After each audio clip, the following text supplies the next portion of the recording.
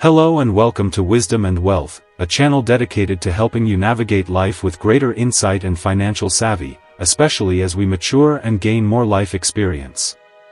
I'm your host, and today we're diving deep into a fascinating topic: why the Buddha chose to remain silent on the question of self. It's a topic often misunderstood, but one that holds profound wisdom for understanding ourselves and the path to a more fulfilling life. Before we get started, if you find value in this kind of content, please consider liking and subscribing to our channel. Your support helps us create more videos like this. We are trying to help people apply Buddhist doctrine so they can find peace, and that can only happen with subscribers like you. The core question we'll explore is, why did the Buddha, a figure known for his teachings on enlightenment, decline to engage in debates about the existence or non-existence of a self? The answer, as we'll discover, lies in the Buddha's strategic approach to teaching, which was always centered on alleviating suffering and guiding his followers toward complete mental freedom. His primary concern wasn't philosophical speculation, but practical liberation. He understood that getting entangled in abstract arguments about the self could actually hinder progress on the path to enlightenment. As we journey through life, particularly as we get older, we realize the importance of focusing on what truly matters, on what brings us peace and reduces our suffering. This is precisely what the Buddha's silence was intended to do. The Buddha's teaching strategy involved categorizing questions into 4 distinct types, each requiring a different approach to effectively address suffering. The first type demanded a categorical answer, a clear yes or no, a definitive statement.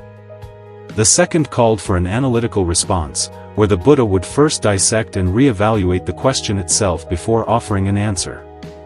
The third type warranted a counter-question, where the Buddha would challenge the questioner to clarify their own assumptions and understanding.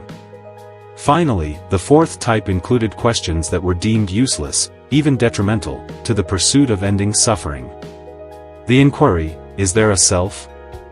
Is there no self?" fell squarely into this last category, marked for being set aside. Now, I will take this moment to kindly encourage you to like and subscribe to Wisdom and Wealth. You can learn a great deal more about Buddhist doctrine from this channel. Let's delve into a specific passage that illustrates this point.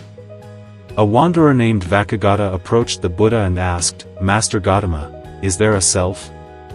The Buddha remained silent. Vakagata then repeated the question, asking, "Then is there no self?" Again, the Buddha offered no response. After Vakagata departed, Venerable Ananda, a close disciple of the Buddha, inquired about the silence. The Buddha explained his reasoning. He said, "Ananda, if I, being asked by Vakagata the wanderer if there is a self, were to answer that there is a self, that would be conforming with those Brahmins and contemplatives who are exponents of eternalism, the view that there is an eternal, unchanging soul. If I, being asked by Vakagata the wanderer if there is no self, were to answer that there is no self, that would be conforming with those Brahmins and contemplatives who are exponents of annihilationism, the view that death is the annihilation of the self." The Buddha went on to explain that either answer would have been inconsistent with his teaching that all phenomena are not self. Furthermore, he believed that such an answer would only serve to confuse Vakagata further. The key takeaway here is that the Buddha's silence wasn't about avoiding a difficult question, it was a deliberate act of compassion and strategic wisdom. By refusing to engage in these metaphysical debates, he was protecting Vakagata from getting caught in conceptual traps that would hinder his progress toward liberation. As mature adults, we often encounter complex issues with no easy answers. The Buddha's example reminds us to prioritize what truly matters, reducing suffering and finding inner peace. Now, let me remind you to like and subscribe to Wisdom and Wealth. Do you want to apply Buddhist doctrine so you can find peace in your life? It's important to note that the Buddha's reasons for setting aside these questions weren't solely based on Vakagata's potential confusion. More importantly, any answer to the existence or non-existence of self would have aligned with incorrect views or obstructed a crucial insight necessary for advanced stages of the path. It wasn't simply a matter of tailoring the message to the individual, it was about safeguarding the integrity of the teaching and preventing the listener from veering off course.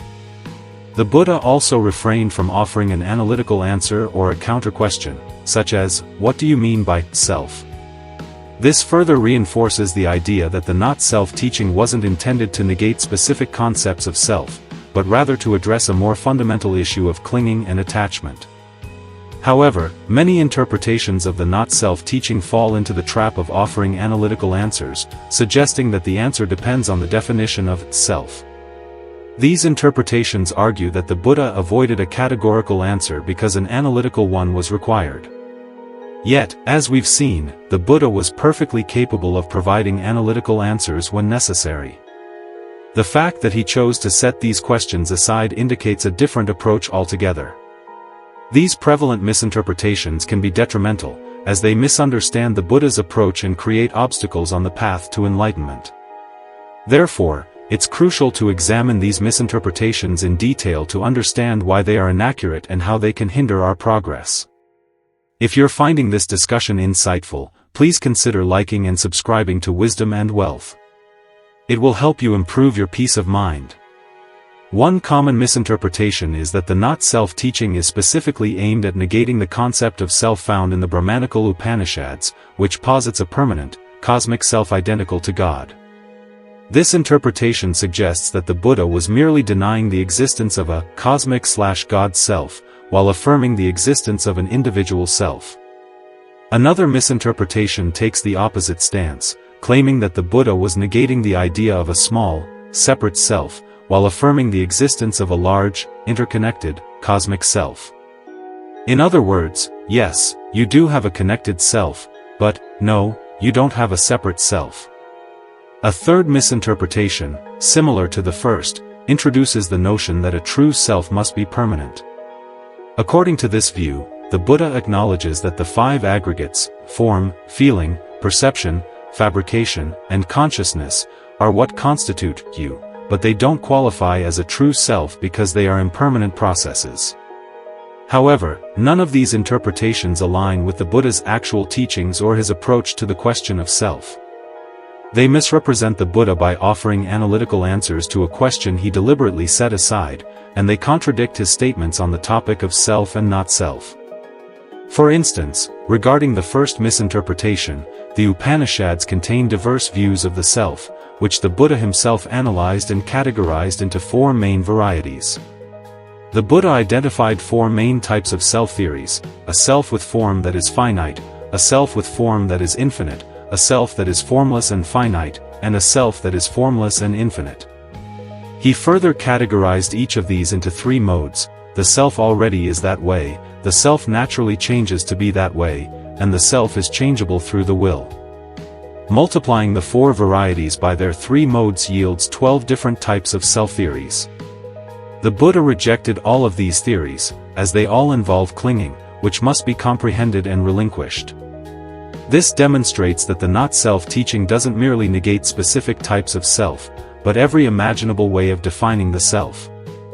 As for the second misinterpretation, which suggests that the Buddha affirmed a cosmic or interconnected self, there's a passage in the canon where he explicitly states that the idea of a cosmic self is especially foolish. His reasoning is that if there is a self, there must be something that belongs to the self. If your self is cosmic, then the entire cosmos must belong to you. However, the cosmos is not under your control, therefore it cannot be considered yours. Regarding the third misinterpretation, the Buddha repeatedly stated that it's inappropriate to identify the aggregates as what I am. He explained that the aggregates are the raw material from which we create our sense of self, but it's unskillful to believe that they constitute our true being.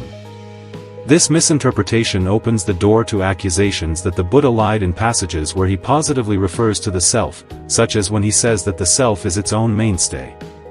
To circumvent this issue, the interpretation introduces the distinction between two levels of truth, conventional and ultimate. It claims that when the Buddha speaks of self, he does so only conventionally, while ultimately no self exists. However, the Buddha himself never employed this distinction, which was introduced into the tradition much later. If it were a fundamental aspect of understanding his teachings, one would expect him to have mentioned it. Don't forget, if you are finding this video helpful, hit that like and subscribe button on your way out. Furthermore, If the aggregates were what we truly are, then nibbana, enlightenment, which involves the cessation of the aggregates, would equate to annihilation. Yet, the Buddha explicitly denied that nibbana was annihilation. Moreover, what benefit would there be in ending suffering if it meant complete annihilation? Only those who despise themselves or all experiences would desire such an outcome. Also, the Buddha wouldn't advise creating a sense of self around something unchanging or permanent. At an advanced stage of practice, he instructs developing the perception of not-self even for the deathless, which is unchanging. The issue with self-identification isn't simply focusing on impermanent objects instead of permanent ones.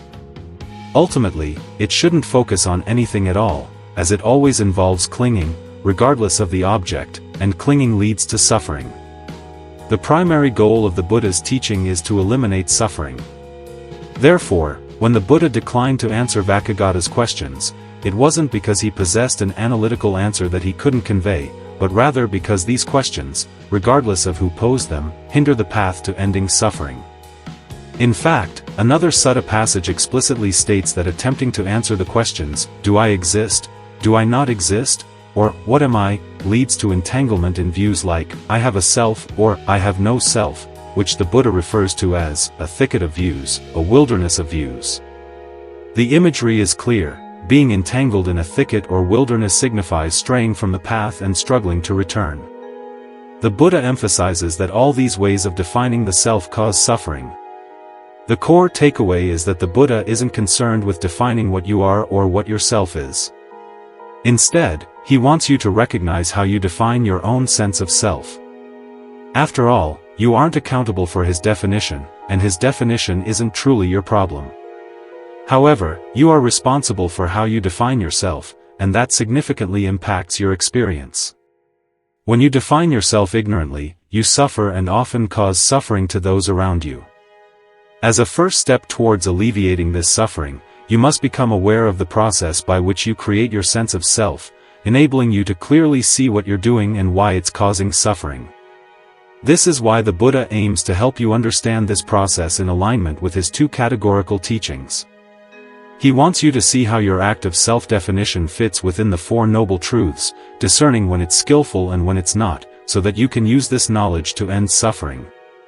When it's skillful, you employ it. When it's not, you regard it as not self, ceasing to cling to it and setting it aside. An immense variety of selves can be created. As the Buddha once said, the mind can assume more shapes than all the animal species in the world. Consider what that entails: all the whales, insects, and everything in between. Your selves are even more diverse than that. Observing your sense of self throughout the day reveals its constant shape-shifting, akin to an amoeba. Sometimes it resembles a dog, sometimes a person, sometimes a celestial being, sometimes a shapeless blob. However, all these ways of creating a self can be analyzed down to the 5 aggregates: form, feeling, perception, fabrication, and consciousness. The Buddha doesn't state that these aggregates are your self, they're simply the raw materials from which you construct your sense of self. As he notes, you can create 4 distinct kinds of self from each of these aggregates. Take the form of the body as an example. You can equate the aggregate with yourself, stating that your body is yourself. You can also say that your self possesses that aggregate, implying that you have a self that possesses a body. Alternatively, you can believe that your self is inside that aggregate, such as having a self inside your body. Thank you for watching today's video about Buddhist doctrine and how to apply it in your life. To ensure you never miss a future video like this, please subscribe and turn on the notification bell. Years ago, I discussed with my older brother how we envisioned the soul as children. We both imagined it as something inside the body, but our ideas of its appearance differed. Mine was less imaginative. Because the word soul sounds like soul, the bottom of your shoe, I pictured my soul as a glowing piece of leather in a dark space. My brother, however, was more creative. His soul resembled a rusty can with an iron rod stuck in it. Where he got that image, I have no idea. At any rate, those are examples of a self conceived of as being inside the body, the third way you could define a soul around the aggregate of form. The fourth way to create a sense of self around an aggregate is to assert that the aggregate lies inside yourself. For instance, you possess a cosmic self that encompasses your body, larger than your body, and your body moves within that vast self. The Buddha emphasizes that all these ways of defining the self cause suffering, which is why he ultimately advises setting them all aside. However, some of them have utility on the path, which is why he encourages developing them skillfully before releasing them.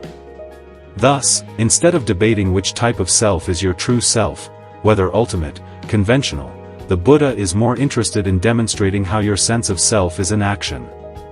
The adjectives he employs to describe actions aren't ultimate or conventional, but rather skillful and unskillful.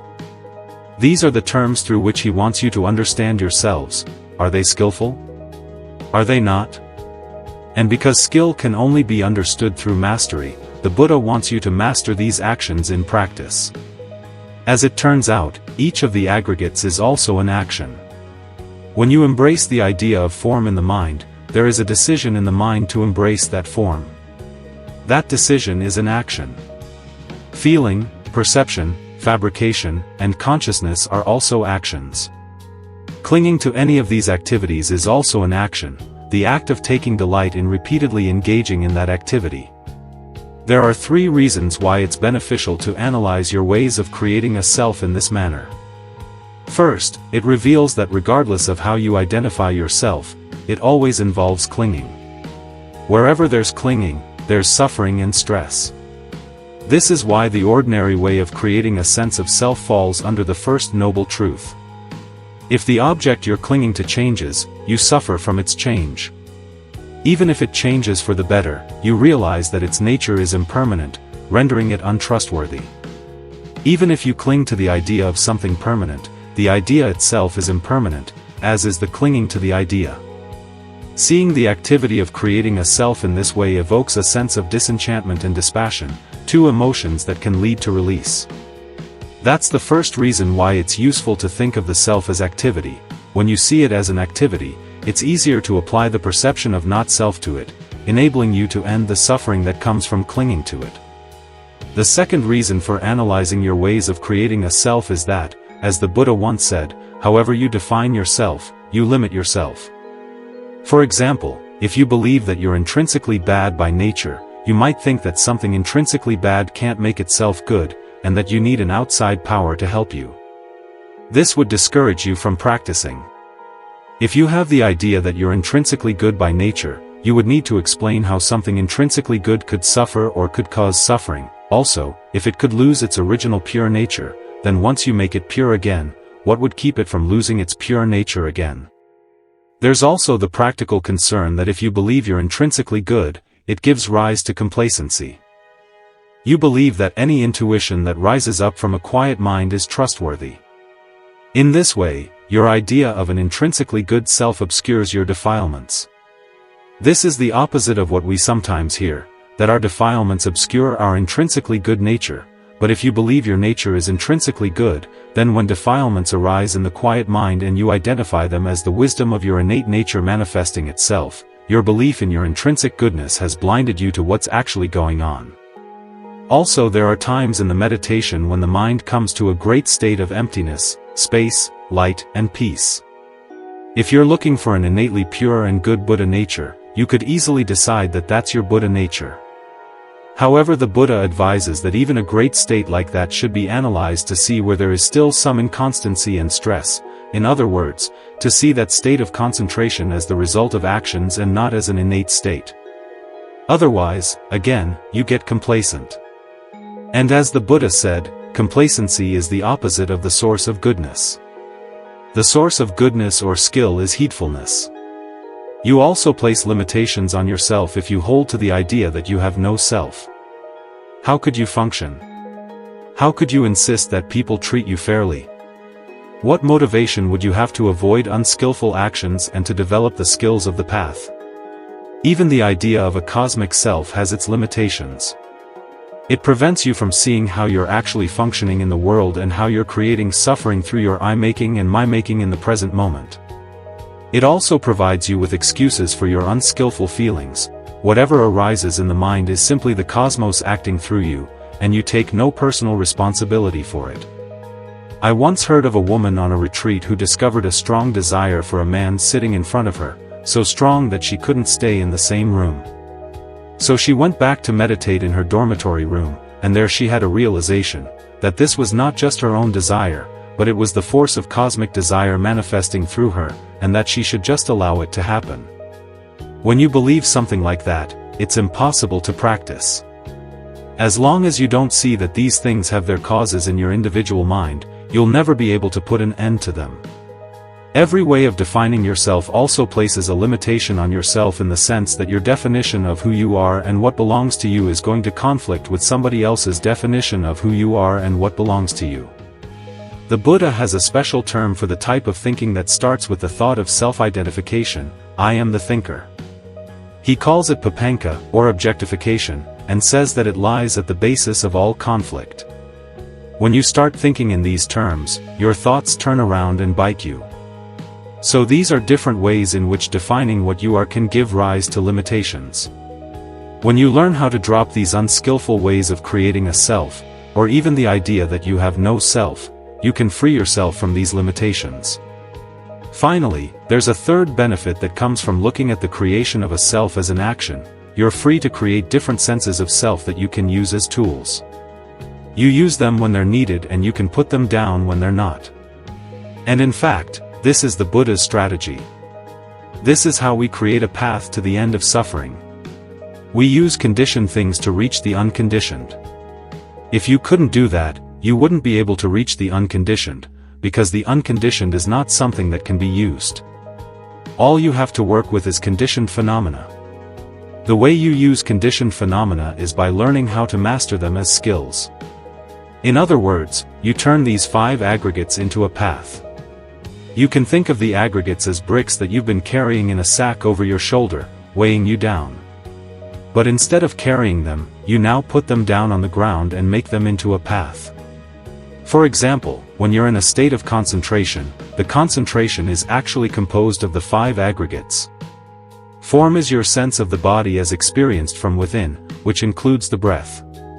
Feeling is the sense of pleasure or discomfort that can come with the breath.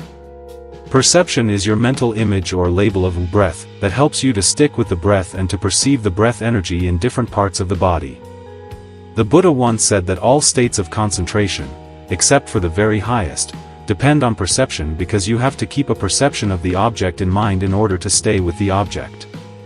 As for fabrications, they include sentences in your mind that talk about the breath or the body, evaluating and adjusting the breath, evaluating how well your concentration is going.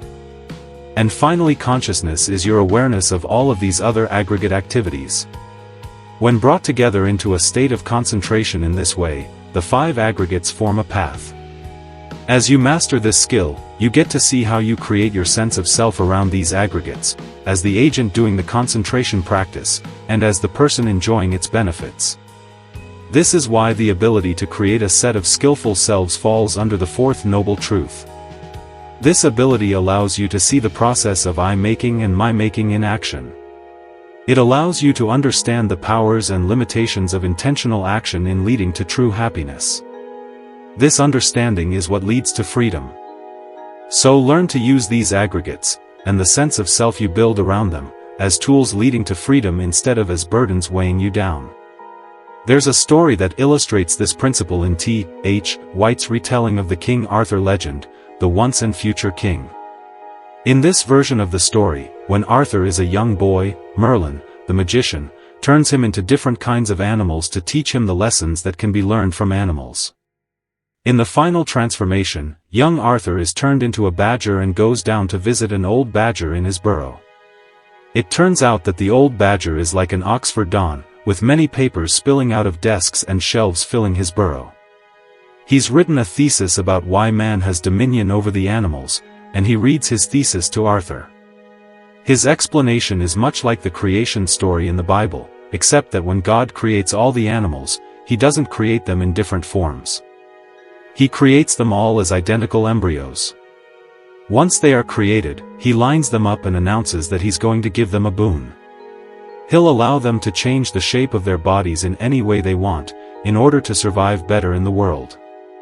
For example, they can change their mouths into offensive weapons, or their arms into wings. However, there's one condition. Once they change their form, they have to stick with it. So, he said, step up and choose your tools. The different animals thought over their choices, and one by one made their requests. The badgers, being very practical, asked to change their hands into garden forks, their teeth into razors, and their skin into shields. Some of the animals made choices that were very bizarre. For example, a toad who was going to live in the Australian desert asked to swap its entire body for blotting paper to soak up the water from the seasonal rains and store it for the rest of the year.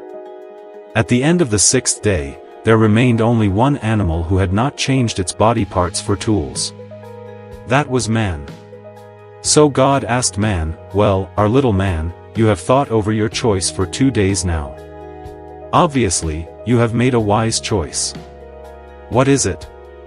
And the little man said, "If it pleases you, I don't want to change any parts of my body for tools.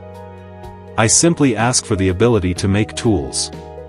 For example, if I want to swim, I will make a boat. If I want to fly, I will make a flying boat." God was pleased. He said, "Well done. You have guessed our riddle. I will put you in charge of all of the other animals. They have limited themselves, but you have not limited yourself. You will always have many potentials." If we take away the theological elements of this story, we can draw a useful lesson from it about our ideas of self. If we create a fixed view of who or what we are, we limit ourselves. We keep on creating suffering and stress. But if we see that we can create many senses of self and can learn to use them as tools, we'll be in charge of our happiness. We can use these tools to bring suffering and stress to an end. As with any tools, we have to learn how to use them well, and part of using them well is learning how and when to put them down. Otherwise they get in the way of what we're trying to do. If we carry them around all the time, they weigh us down for no purpose at all. This is where the teaching on not self comes in. It, too, is an activity, a strategic activity, that has to be mastered as a skill, knowing how to put down a particular sense of self when it's no longer skillful, and ultimately, when yourselves have taken you as far as they can, knowing how to let go of them all. When you understand both self and not self as activities in this way, it's easy to see how the Buddha's teachings on this topic are answers to his basic question for fostering discernment: what, when I do it, will lead to long-term welfare and happiness? When, through practice, you've learned how to use perceptions of self and not self in a skillful way, you'll know for yourself that these skills are a very effective answer to that question. So that's the message for today's episode. If you enjoyed this exploration of the Buddha's wisdom, be sure to like and subscribe to Wisdom and Wealth. We offer practical insights and strategies for living a richer, more meaningful life. And as always, thank you for joining me on this journey of discovery.